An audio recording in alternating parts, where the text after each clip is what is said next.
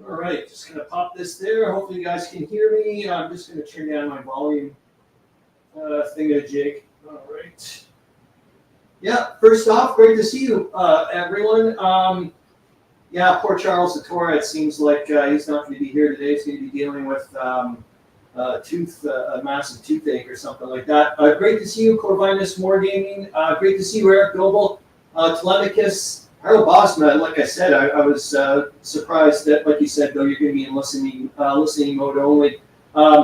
Yeah, I hope you're having a good day today. And William Arends from Kitchener, Ontario, Canada. We're going to be starting with your stuff fairly quickly, I think, William Arends, due to the fact, well, it was nice to see what you wrote. I'm hoping, good morning, Zoe Dufour, hope you're doing well. And Meandering, I hope you're doing well, good as well. So yeah, like I said, I want to start with your ATA relatively quickly. But yet again, we're going to go. I'm going to pop on the narrative here, and we can start from there.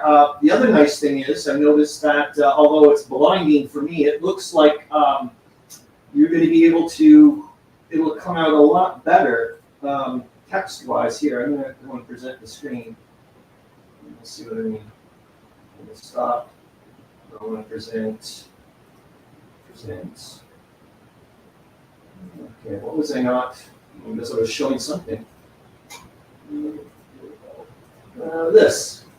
And hopefully you guys can see that. Good. I'll put me a little bit. But anyways, yeah, I thought I'm going to be using kind of like a Word document thing. It seems to be a lot better than the Notepad thing anyways, but it's really blinding for me. But hopefully you guys can read that a lot better.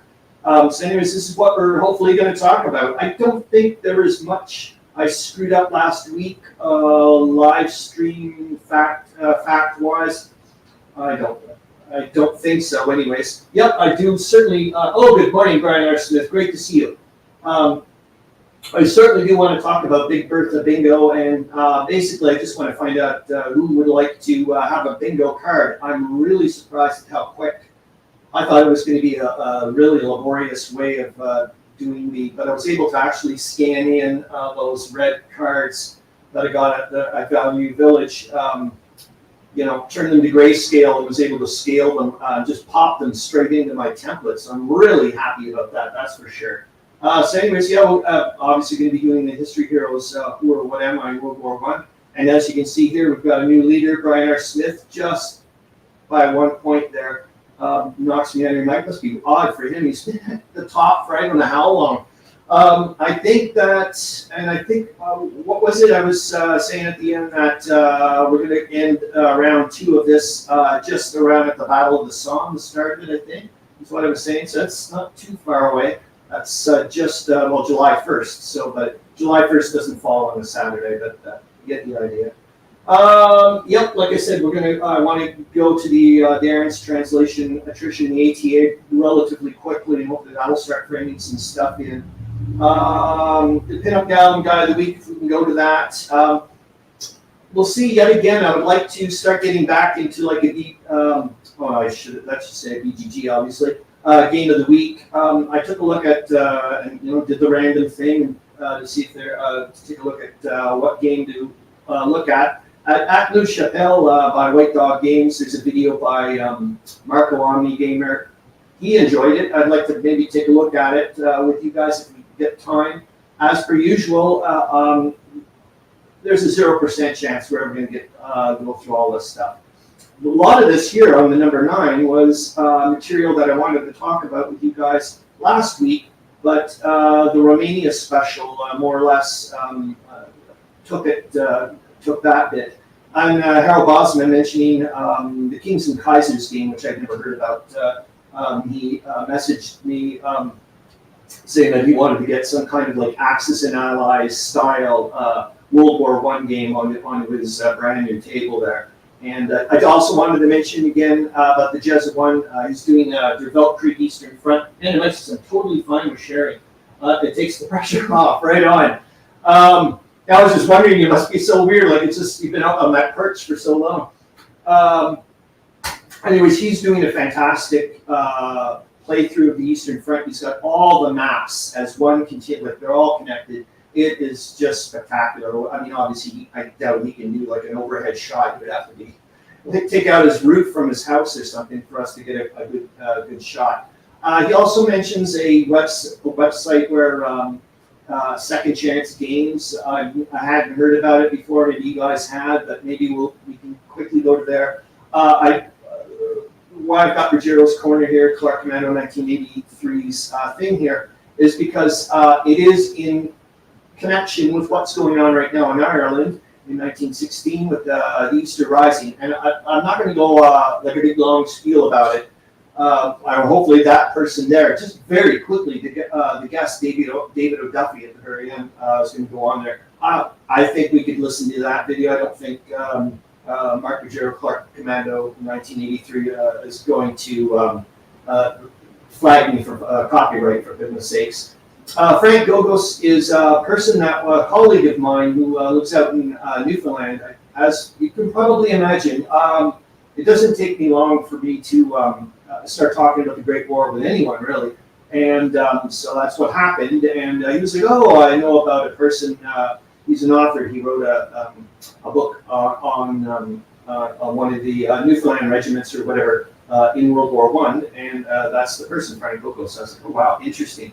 Also, I'm putting it on here anyways, and I do have the link. All of this stuff is in the sources and links for this episode. I put it in there. I got suckered in thinking that the biplane, the USS Akron there, I thought it was a World War I airship. I was getting all excited because they were able to like they had a separate little hangar inside. They actually had biplanes that could be picked up and dropped off. And I was just like, wow, this is exciting. But it was not. This is like post 1920. I was like, darn it. But I was like, I still want to pop it in here. And then found this interview last night on YouTube because, like I think I've mentioned before, for me, von Bethmann-Holweg is just a fascinating character. And when I went and he's only got one G. Anyways, I saw that interview last night. It knocked my socks off. I found it just it was upsetting for me at the beginning because I admire this person, and this person is basically was shouldering a lot of the blame for the start of World War I on von Bethmann-Holweg, and I was like, so it was upsetting at first. So I was like, Chris, man, just listen to this thing. It's only like a minute and a half video, for goodness sakes. But yeah, I was like, okay, I want to look up this person more. And I did. I found out a bit more about that person. Like I said, just the Easter Rising very quickly, and there off we go. So let's see if I can stick to the plan here. I can get rid of, no, we're going to have to keep this one here. But we'll start off, hold on, I'm going to stop the screen. And we'll start with one of the clues for the history heroes who are what am I? Hold on, let's see if we're going to pop it in here. And the first one is, I was an observer in the Union Army during the American Civil War. Who am I? All right, I'll pop that in the comments too, just in case. Yeah. So Eric Goble, it's neat that you mentioned that you just finished playing Storm of Steel, because Clark Commando Commander 1983 was one of the playtesters for the I guess the latest version of it or whatever, and he loves it. Tolemykus says Pershing in Tolemykus. You're getting a point. Hold on there. You are incorrect, but good one. And also, yet again, about what's going on right now, I wanted to kind of maybe talk a bit about where the hell are you here, Tolemykus? Yeah, you're way up on the ladder board there. Also, quickly about what's been going on this week. I mean, it's not Pancho Villa. I can't remember who the person's name is, but another Villa or something. So the Americans are still having a lot of grief down there in northern Mexico, and I guess Pershing's down there. Corvinus Wargaming says Von Moltke. No, you're incorrect, but good one, man. I'm going to pop you in and up you go a bit too. Okay, I'm going to pop in another clue then. Did I put it in the comments? Yes, I did. Okay, good. Sure. This one's going to be interesting. Let's see what you guys think about this one. I also fought in the Franco-Prussian War. Who am I? Put that in. All right, put that in the comments. All right. Yeah, I'm not sure. Is the Storm of Steel game Meandering Mike's is Karl Marx? You are incorrect, but interesting. Yeah, is that card assisted, or it's got some kind of random events or something like that? I thought. But anyways, what else is going on? So I remember we know about the French. The Russians have landed troops in Marseille. What else? The relief of Kut has been going. Okay, it's card. Eric Goble says it's card assisted. The relief of Kut is going horribly wrong. Interesting. They were saying. Well, we'll find out later on in the week. I'm going to pop this in the comments here. Getting sidetracked. I became a pilot at the age of 72. Who am I? Pop that one in there too. No one's getting it yet, eh? So, I don't know how I'm going to do this. Eric Goble said, that is my only complaint. Those cards need a rework. Interesting. Okay. I'd like to, as in, is it because it caused too much, like wonkiness or something like that? Like it just didn't feel right or something? Like a bit gamey? We need to know. Okay, I'm going to give you clue number 4. So anyways, later on, if you guys, please let me know who wants to have a bingo card. I still don't even know what kind of prize to do because I don't know if bingo like turns over quickly and wins. So obviously I don't want to like become bankrupt giving away prizes or something. But it's like, I also would like to do something half decent. So I did. Yep, I'm going to put it in the comments here. Okay. And here's the next one. Put that in the, afterwards. Oh, I haven't given you the new banner there. Tolemykus says Otto von Bismarck. Well done, but you were incorrect. Wow, nice one. So the next clue is after retiring from the Prussian army as a brigadier general, I became an inventor designer. I mean, Mike, it's a point. Groucho Marx. No, you were incorrect. So he's slink. Well, he's now technically in the lead now. Boom! Corvinus wargaming. Well done, man. Ferdinand von Zeppelin, you did it. Yes, congratulations. You're going to go way up. Okay. Well done, man. Yep, I'll give you the last. Well, I think everybody would have started cluing in pretty quick with the 5th clue here. Hold on here. It's so the 5th one would have been many people mistakenly thought my creation was full of hot air. Ferdinand Bull, Meandering Mike. Well done. Well done. He's in my artillery book, the whole 9 yards, and he's my favorite book. And the last one was the last clue would have been, and I'll just put it in the banners, and then we'll take a quick look at a picture of them. My creation can be seen on the cover for the board game Balance of Powers, and I'll get rid of the. So I can get rid of that, and I can go and I can get rid of this, and then I can see what I'm missing a bit of. Nope, I'm good. All right, hold on here. Go to make sure that I'm back to normal mode here. Okay. History heroes. Ferdinand von Zeppelin. He looks like a really friendly fellow. I don't know if he was or not, but it was quite interesting to read up on him. I'll show you where I got most of my info from. There you go. Make me vanish so you can see him a bit bigger. He just seems like I don't know about you, but he seems like a really friendly looking guy. And I'll show you where I got it from. And then we're going to go to Rogero's Corner. Hold your horses here, guys. It's this book here. So I got this last year at Can Games, which is only 20 days away, goodness gracious, man. Can't flip and wait. Well, I have to wait, but you get the idea.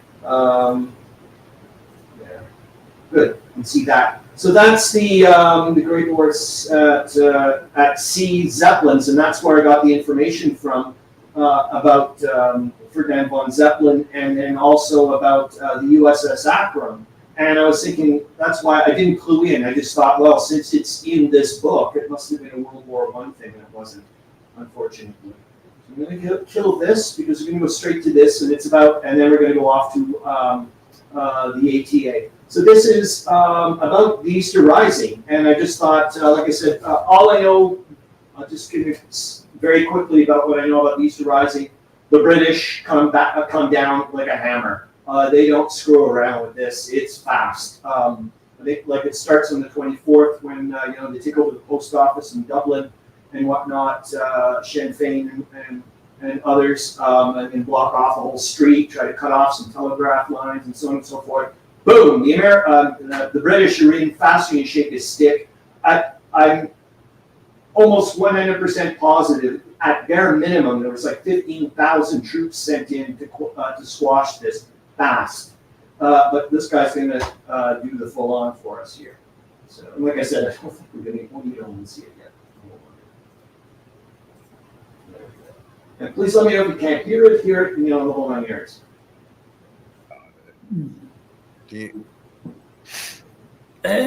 Yeah, I suppose I do know a bit, not an awful lot. Embarrassingly, meeting people as well. I'm enjoying it all.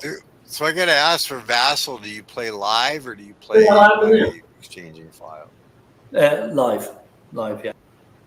Wish I knew more about Irish history. I love history and military history, and embarrassingly, my knowledge of Irish history around the early 20th century is not as good as it should be.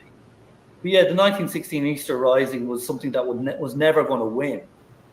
They knew that from the get-go, that they had set themselves up as rebels with a rebel army to make a point against our colonial oppressors at the time. And it was done, as you all know, in 1916 while World War I was going on. People have lots of different opinions about that, and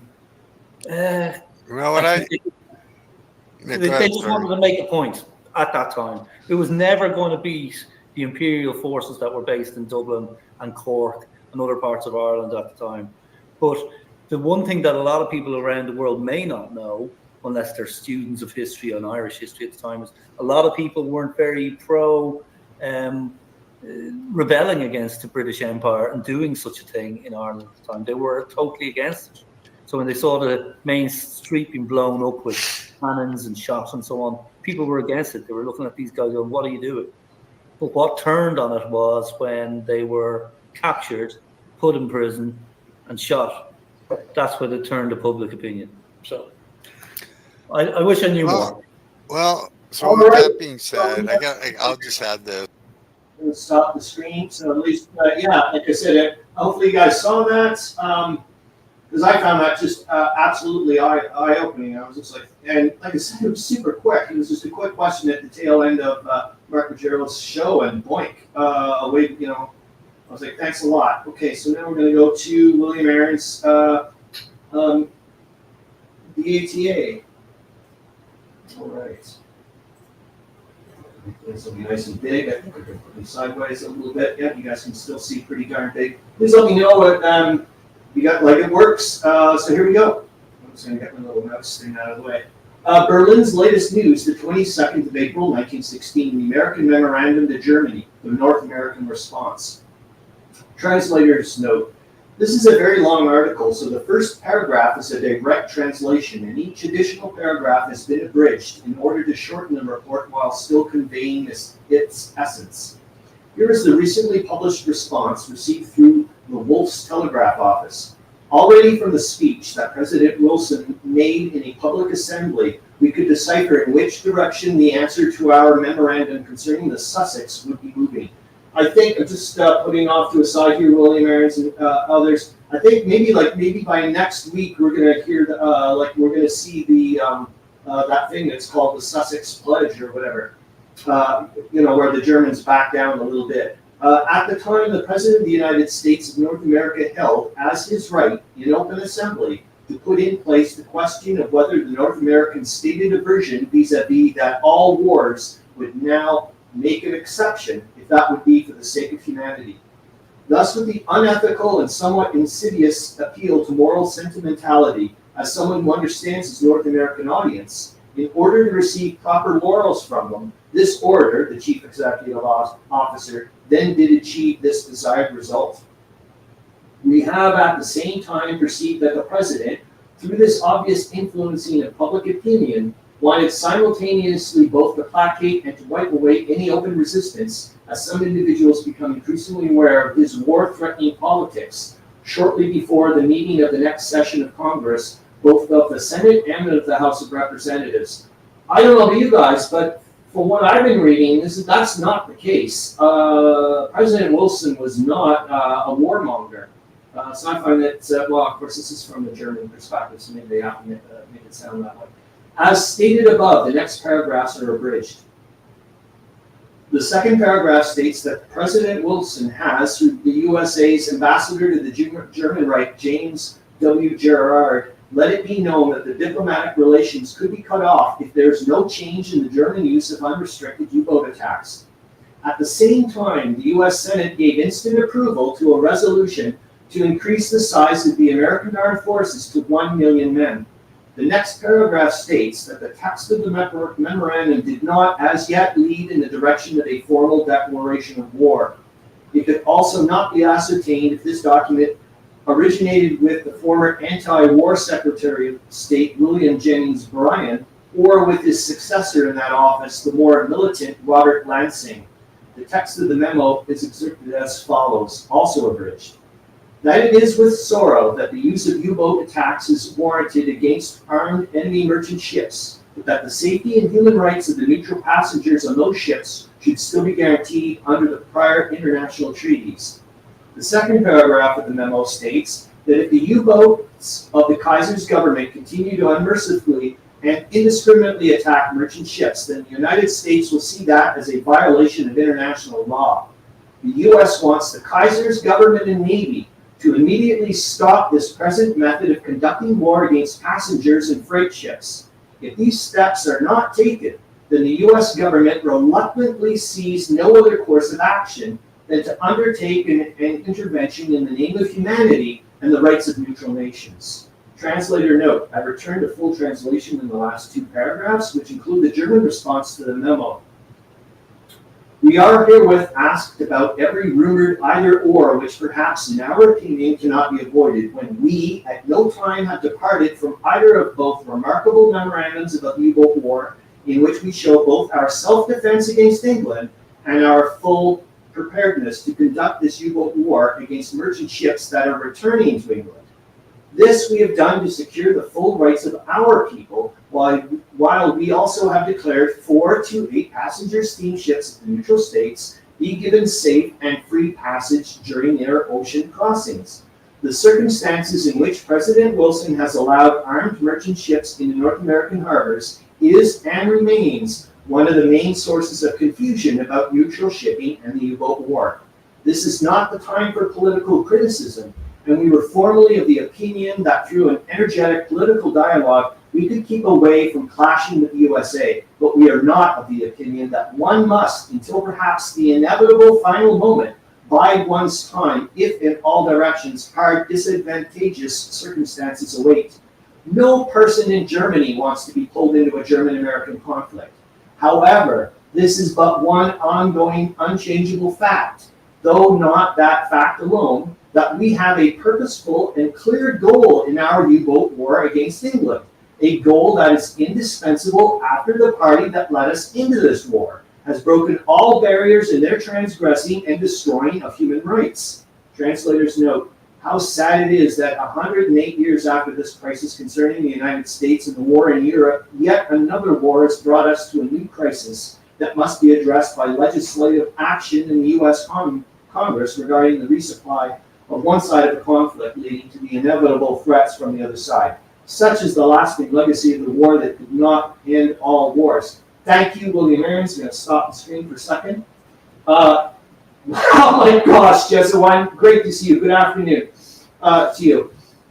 I'm just going to say this, William Arends. I'm assuming you're talking about the conflict in Ukraine. I'm not trying to be whatever. As you know, I don't know about current events much. So that's that. Okay, now what else did I want to mention here very quickly? I'm just looking at my narrative bits. Okay, let's quickly go. We've still got tons of time, 35 minutes. Because we are going to obviously go to the war summary and the week and whatnot. That's it's just been a massive week. There's been, like, as you know, a shift in focus in the Italian front. They're no longer, for now, anyways, as we know, going to hammer away on the Battle of the Assunza. There seems to be a shift in focus there.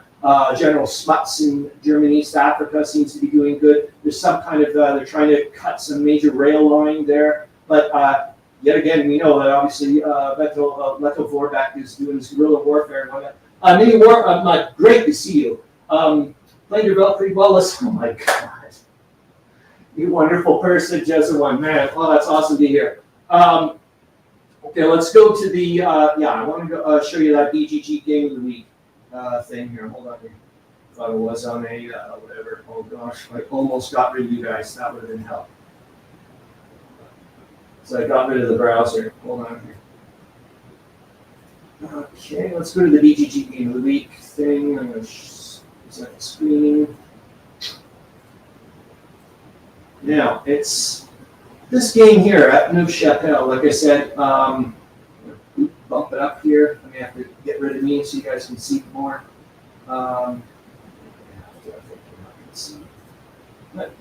So this is the game, like I said, I just randomly picked. It was neat to listen to. I don't know about you guys. Let's go take a look at the images here. I'm personally not a big fan of this map. Maybe you guys like it. I'm not. I just. I think I'd get over it.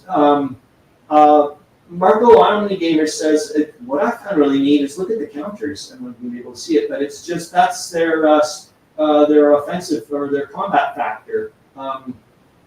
That's it. The number two, I guess their movement factor is listed on the book. But Marco Omni Gamer said that there's only 4 pages to the rules. He found it a good game. If you like rolling lots of dice, you're going to love it. He found it a bit clunky or a bit laborious sometimes with the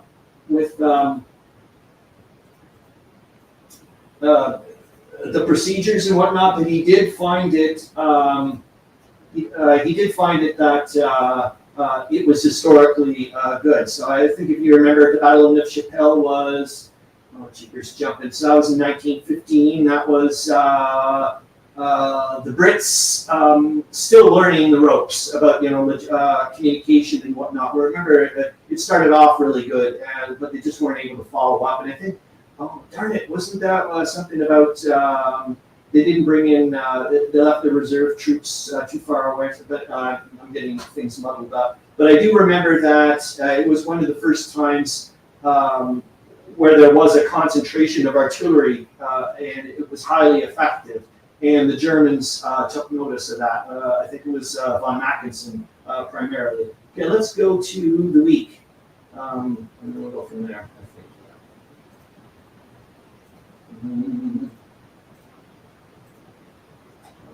Pop me sideways. I guess we still see that. Okay, good. So yeah, so this is what happened this week from the 21st of April to the 28th, based on the chronology book back there. I've also got this book on the side here because, and yet again, it was so neat, Tolemykus, when you made your quote up on the comments there, because I was reading. I took a look at it. I was starting by. This week was a fantastic week for me, reading-wise and writing-wise. I was not expecting. I really wanted to have a reading week kind of thing, and I was just like, holy smokes! I couldn't believe how much stuff I read this week. I was really, really happy. This book, I'll tell you right now, is going to be a cover-to-cover book, not just a general reference one. Remember, this is the book there about all the negotiations that were going on in 1916. That's why I thought when you made that comment, Tolemykus, about people bumbling into world wars and so on and so forth, I was like, because I had to stop reading. Basically, I was like, okay, this is like I'm reading a few pages, but we're giving a lot more than it's an easy read. Just how close it seems that peace was going to happen. It's just mind-boggling. And yet again, I'm just going to say this, which I found a really fascinating.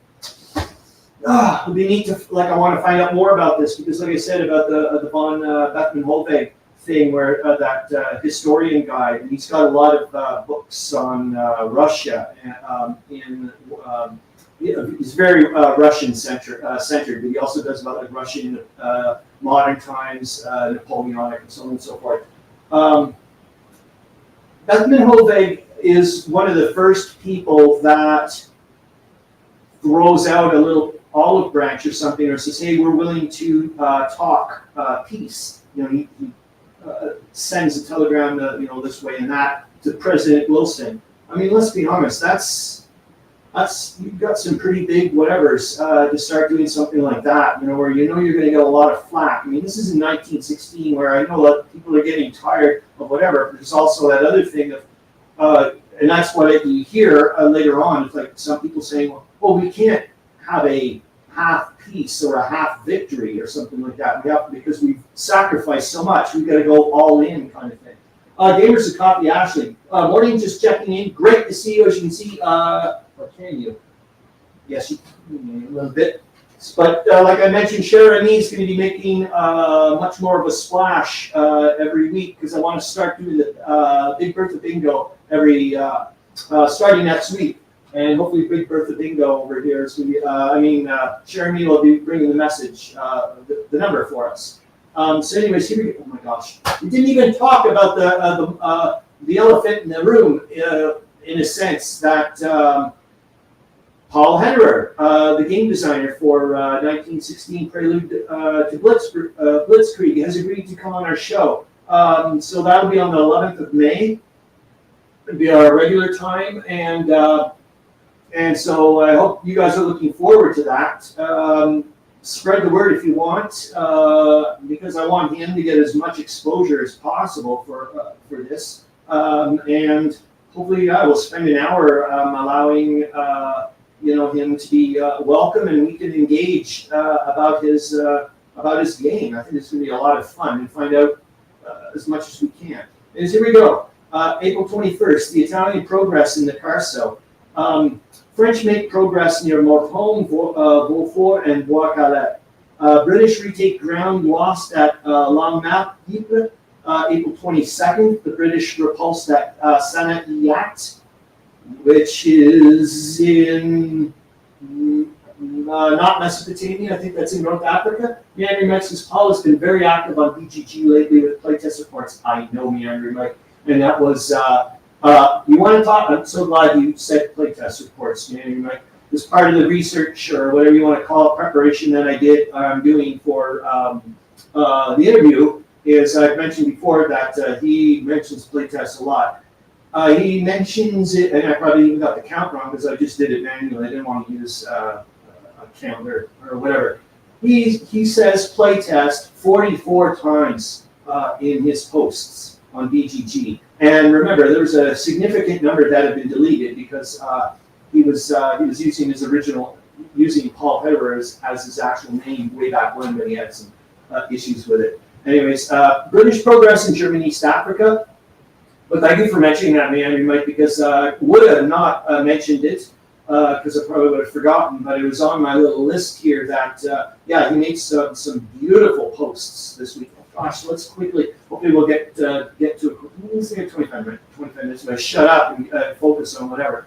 Eastern maneuvers of Sinn Féin volunteers canceled. I found that interesting because I was like, yeah, no kidding, because we know what's going to happen in 2 days. They're hustling their arses over to Dublin. April 23rd, aerodrome at Matterkirk bombed by naval airplanes. British bombard the Belgian coast. German attacks at Morthome is repulsed. Gilmar fails to break blockade at Kut. I don't know what that is. If that's a ship, like a river ship or something, some kind of thing that was able to go up the Tigris, it'd be interesting to know. Ottomans raid Katia Sinai and destroy 2 British posts. The British 5th Midland brigade lose 3.5 squadrons. I don't know what that number means, but it must be pretty significant if it was listed in the comments in the thing. April 24th. Here we are. Rebellion in Ireland. Sinn Féin seized the Dublin post office. Serious fighting in Dublin. Gamers who caught the action. Got to get back to work. Hope you have a great time and work goes quick and you can get back to what you enjoy doing. Serious fighting in Dublin. Zeppelin raid in Norfolk and the Suffolk coast with one reported killed and another injured. U2. Aeroplane raid on Dover with no damage reported. I'm just going to say in a side note, guys, because I put in the sources and links just for the heck of fun. Go and watch. It's only like 3 minutes long or whatever. The USS Akron, and just watch a plane get dropped from an airship. It's like I thought I was watching something like something from sci-fi. This is amazing. Fighting in Geli sector of Salonika, German battlecruiser squadron raids Lothscroft and engaged and dispersed by local naval forces. It's interesting that they're poking their head up. Oh, we know Jutland's coming around the corner. Great Yarmouth bombarded with 4 reported killed and 19 wounded. Official report of secret session on manpower published. Martial law declared in Dublin. April 26th. British, William Arends was bringing up. Fighting between Ypres and Souchez. Zeppelin raid on Kent with no damage reported. April 27th. German attacks south of Bullock. Repulsed Russian progress in the Bitlis district, which is remember on the coast there of the Black Sea. British occupy Moghara Oasis, 90 miles, which is about 700 Weltkrieg hexes, southwest of Alexandria. British submarines sunk in the North Sea. HMS Russell mined in the Mediterranean with 124 lost. Martial law throughout Ireland. General Sir J. Maxwell takes command in Ireland. New British military bill is abandoned, and I'm wondering if that was due to the fact of what's going on in Ireland right now. An Allied commercial conference at Paris. And stop that. And then we're going to very quickly, let's go just for fun. Sorry, I got to stop the screen. And then I'm going to go to, hopefully we're still at BGG. Excellent, we really are. Even though obviously we're going to be there. But you're right, man. This guy has been posting like a lunatic. William Arends says it's interesting the sad fact that areas that were theaters of war in World War I are now once again places of armed conflict. Not only Ukraine, but also the Middle East and the Caucasus regions. Yep. Brian R. Smith says large use of chlorine and phosgene gas at Huller. Oh, really? Thanks for letting me know. Yeah, the phosgene is the flipping. I didn't know they were saying mustard is kind of like the worst, but isn't the phosgene gas? Isn't that the one that I think you may not feel the effects right away? Like I think it's like a couple of days later, and it's like, oh Jesus. Let's go to one. He does a bunch, but let me show the screen here. I'm staring at it. Okay. There we go. I'll pump it up again. I'll get rid of me so you guys can see it better. Hold on. There we go. If that's too big or if I've distorted it too much by going to 150%, please let me know. Yeah, I'm just going to say this from here to tomorrow, and you guys probably agree with me. His maps are just gorgeous. Yeah, you can see I don't think I have to make it giant sized. Also, I love the way, I don't know if you guys would probably know, is his counters very similar now to what Not Paris is like, or is that, like, has he changed? Maybe we'll have to find out again. But I find there's a ton of information on those counters, but I don't find them cluttered. I don't find them difficult to read. There's tons of nice contrast. I mean, it's just a spectacular looking thing, as far as I'm concerned. Okay, we're going to stop the screen because we're going to go make sure that we go to war summary and go from there. Hold on, I'm going to get it up. Go to the first. Oh, I didn't do the pickup guy and gal. It's not the end of the world. Let's go to this first. Okay, hold on here. I got to switch the view so I can make the Corvinus Wargaming says, I thought the Turkish Wikipedia page for Coop might have some extra details, but no luck. Maybe, well, we're going to find a lot of stuff in here, man. A lot. All right. Let me present the screen. I'll tell you one thing which I've been doing. I know it's probably not environmentally friendly in the whole 9 yards, but I do reuse my paper. Is I've been printing out this rather than just reading it on the screen, whatever. I like to go and sit out in the sun, and it's been wonderful. And just make notes. The event of the day was the landing of what is spoken of as a strong force of Russian soldiers at Marseille, whence the Tsar's troops will proceed to the battlefront to fight side by side with the soldiers of France. The reason why I put a dot here, it says France's faithful ally wanted to give France further evidence of her friendship, more striking proof of her devotion to the common cause. Remember, I was mentioning last week that, as far as I know, that's not the case, which I find ironic afterwards, because look what the person writes here, that the writer of the summary believes this to be the exact truth. I tried to look it up last night. I know I listened to it on one of the real-time history podcasts via Nebula. I thought it was an actual full-on title of the Russians in Marseille, but I think it was about the Russians in the Balkans and so on and so forth. So I'm going to have to go and look up the episode again, but I couldn't find it. But I'm pretty damn sure the reason why they did this, like I said, was the Russians were asking for munitions. They were asking for aid and whatnot, and the French said, "Sure, we'll give you some, but we're not. This ain't free.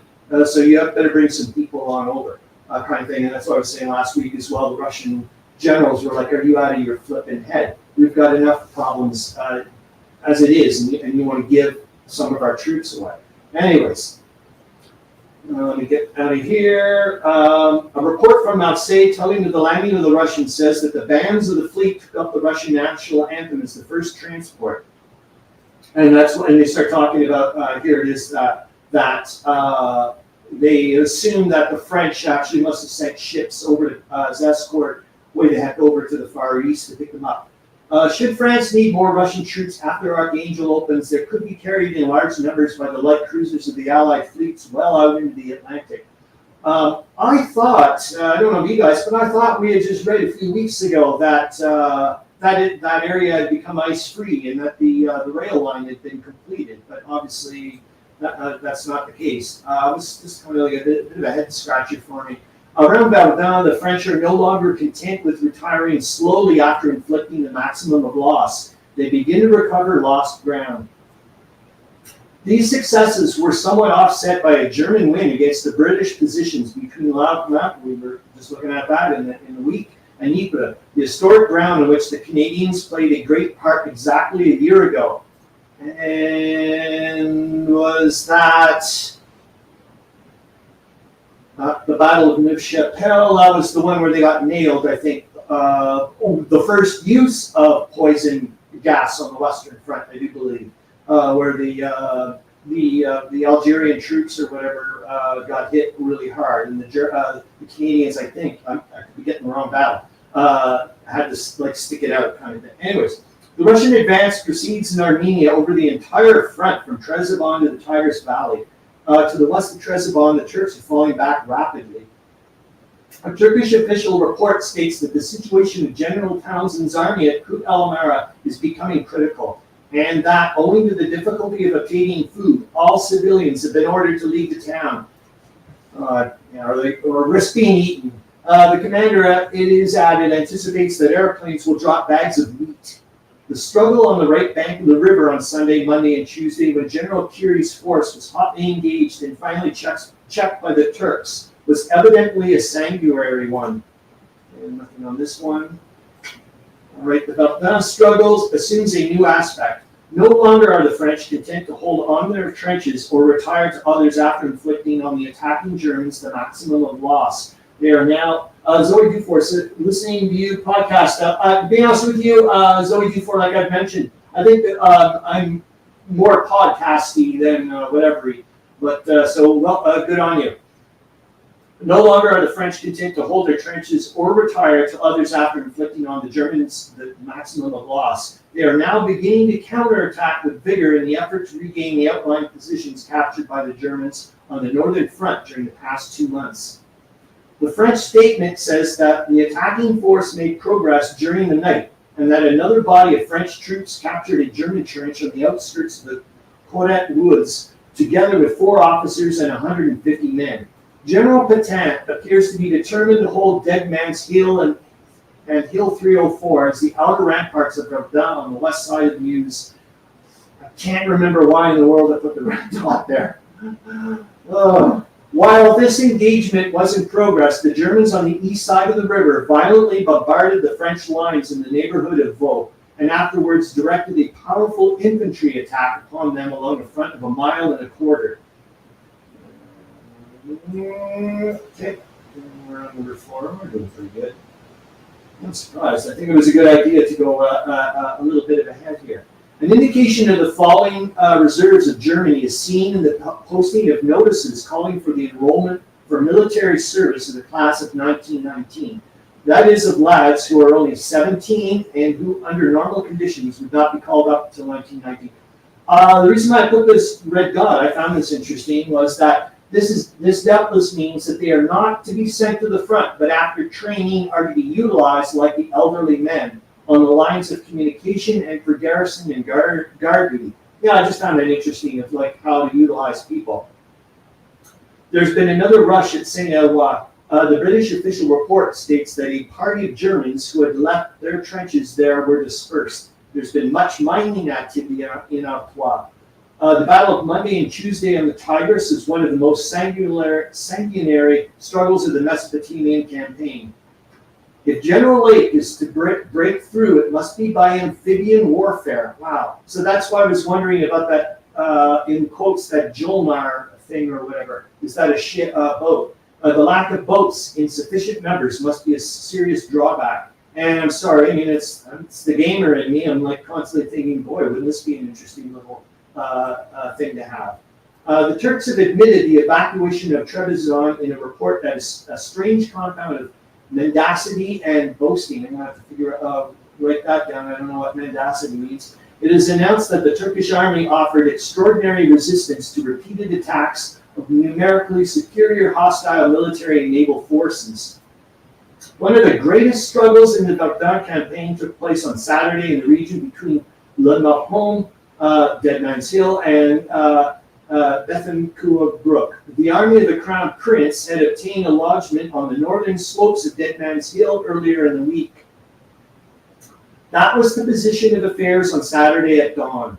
The Crown Prince, during the morning, concentrated a large force of Silesians, what a cool thing to be called, in the trench on Dead Man's Hill with instructions to regain the northern slopes at any cost. All guns that could possibly be brought to bear against the position were used in a furious bombardment. Eric Goble says, "Gotta run, great show. Awesome to see you, man. I hope you have a great day and a great week. Gators and coffee, late but here. Morning, everyone. Nice to see you. And I hope you're having a good one." William Harris says, "The unsuccessful Easter uprising laid the foundation for the Irish nationalism. This party, Sinn Féin, has now emerged as a political force both in the Irish Republic and Northern Ireland as well."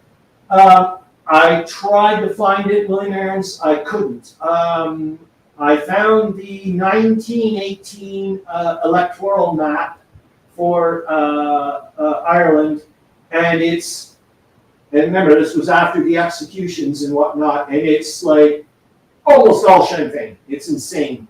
And I had seen a flippin' electoral map just before, it would have been, I guess, 1914, around there. And I just cannot find it, because I was like, I wanted to show a before and after, just how things had flipped, but I couldn't, darn it.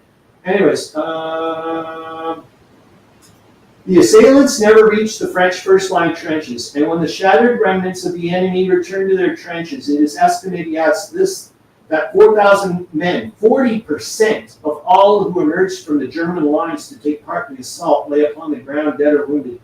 Whoa, 40%. I don't know if that's normal or what. It just seems brutal. After this frightful check, the Germans ceased their attack upon Arends Hill and returned to artillery preparation. Yeah, I just thought that, yeah, I've got the red dot there because of the listening posts. I thought that was neat. It's just I find that a fascinating topic. Hold on, I gotta move my mouse again.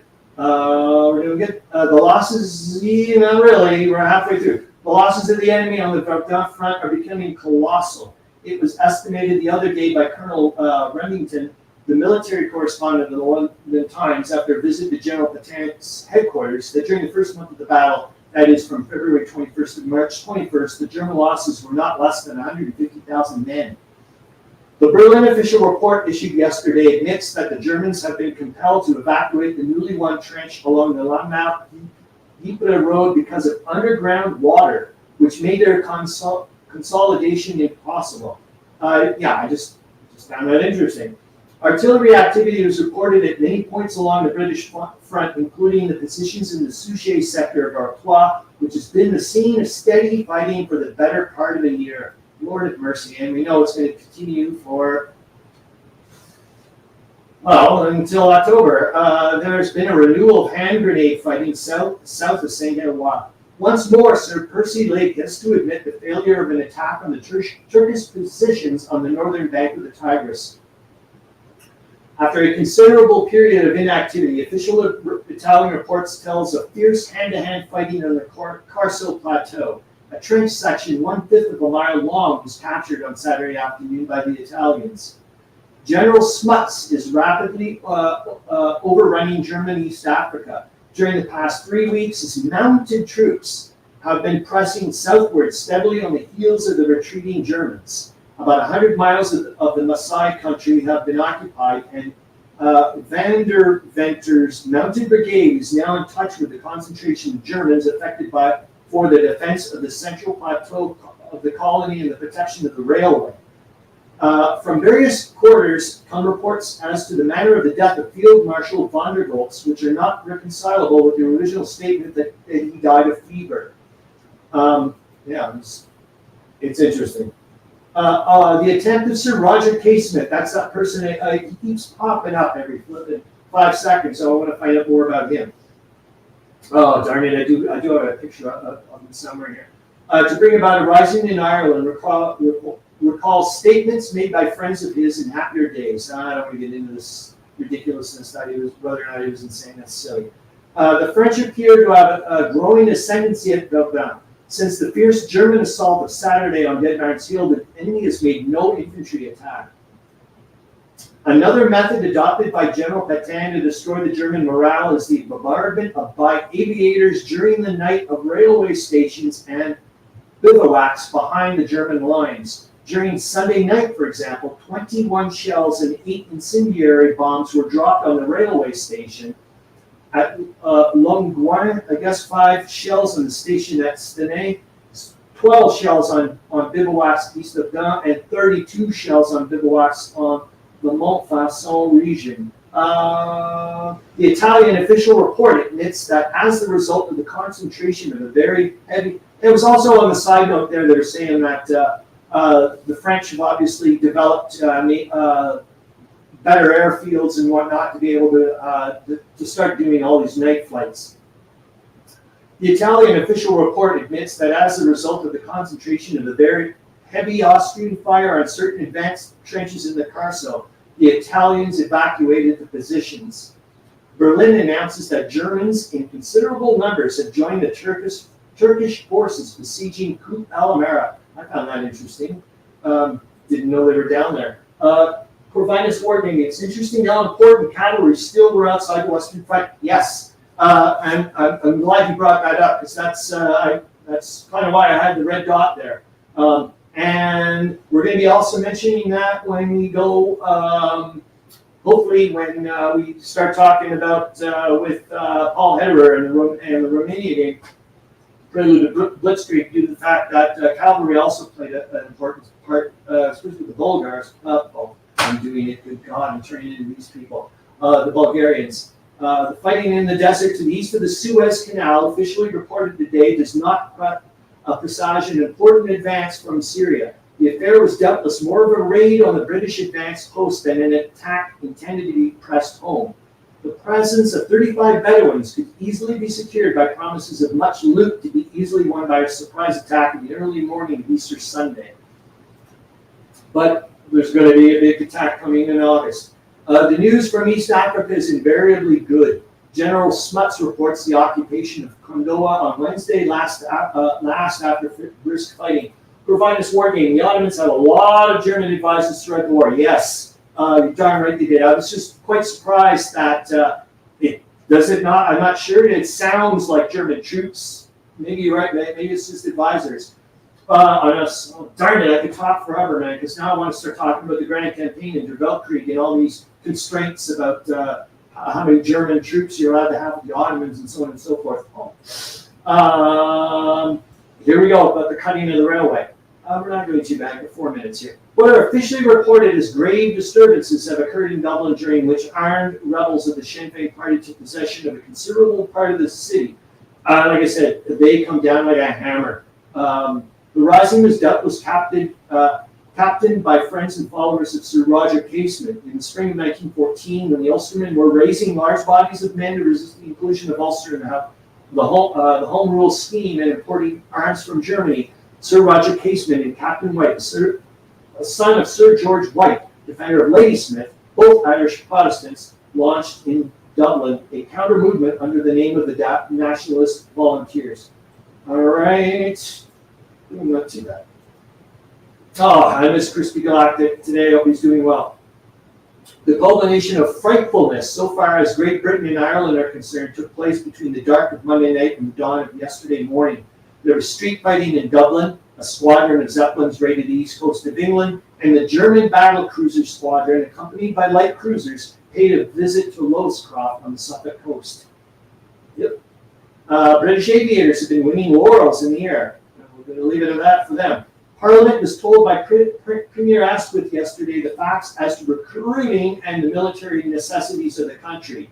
I just find this as well ironic. They're going, oh, look at Germany. They've got to be calling up all these young people. And here they are talking, and next thing you know, they're talking about we've got to start getting into conscription and how many people we've got to bring in. The French Midnight Report is distinctly optimistic. Small wood was captured from the Germans during the day north of the Ain, near Villebois. In Lorraine, near Landonville, the Germans made a strong assault on the French lines at noon yesterday. The enemy gained temporary footing in the salient of the line, but during the afternoon, it's the word here, afternoon, the Germans were driven out and partly exterminated by the French fire. Reports from London announced the Russian troops descending from the highlands of Loristan in Persia are now only 90 miles. So remember, that was what, seven Der Weltkrieg hexes from Alamara. That's just an eye-opener for me. Artillery squalls, I just thought, what a cool, weird way of putting it. Like, weather forecast today on the Western Front, artillery squalls, like followed by what? Is the admiral phrase coined by the French War Office to describe the outbursts of concentrated gunfire that had become a feature of the operations around Verdun. It is in aviation, however, that the growing French supremacy is most. Here it is about the night flights. The French are developing the use of airplanes for night bombardments in a very remarkable way. It must have many well-lit now. A report not officially confirmed of a large German concentration near Soissons. And I will say that, great to see you already. Hope you're doing well. It's been quite a long time, so it's super nice to see you. With the Verdun map upstairs for Der Weltkrieg, when I was looking at it and trying to find the soft spots for both sides, it is right near Soissons. That's where it is. They're not quite 50 miles from Paris at Soissons. Once well across the Ain, there's no serious natural obstacles in the way, like woods and rough terrain, Der Weltkrieg style. We're about there. Further details of the attempt to land Arends and ammunitions in Ireland, which resulted in the capture of Sir Roger Casement and the sinking of the German auxiliary cruiser that carried the Arends, prove that the plot was engineered at the most approved punish methods. 2 ads here where they were saying if it was going to get worse, how many more British troops they would have sent in. 200,000 men. Holy moly. And imagine that. Would have been not being used somewhere else. It is officially reported that 20 German warships were included in the squadron that bombarded Yarmouth. And that's it, almost. The raid may have been a tryout of the efficiency of Zeppelins as scouts, which was another thing that, stop the screen quickly so you can just look at each other or whatever and say, hope you have a great week and all that stuff. And I'll just tell you what I'm going to be doing quickly. Hopefully gaming my little brains out. I just want to go nuts. Yeah, and like I said, please, I don't know how I'm going to do this. But I've made out 10 cards. I don't know if anybody wants to play a Big Bertha Bingo, but I don't know, pop it in the comments or something like that. But I'll start them off because I have to give you guys some cards. And we'll start, and go from there kind of thing. And away we go. So remember, May 11th, Paul Heder, 1916 Prelude, Blitzkrieg is going to come on our show. It's going to be basically that's it. I'm just going to say hello to you guys, welcome everybody, what you're up to, but then we're going to go straight into what he wants to do. And hopefully he'll be welcomed and feel engaged. Thank you so much. I hope you guys had a good show.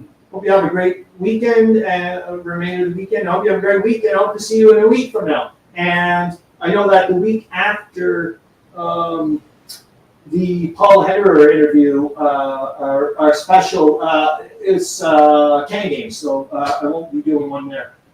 Brian R. Smith, great to see you. Great guys. Okay, off I go.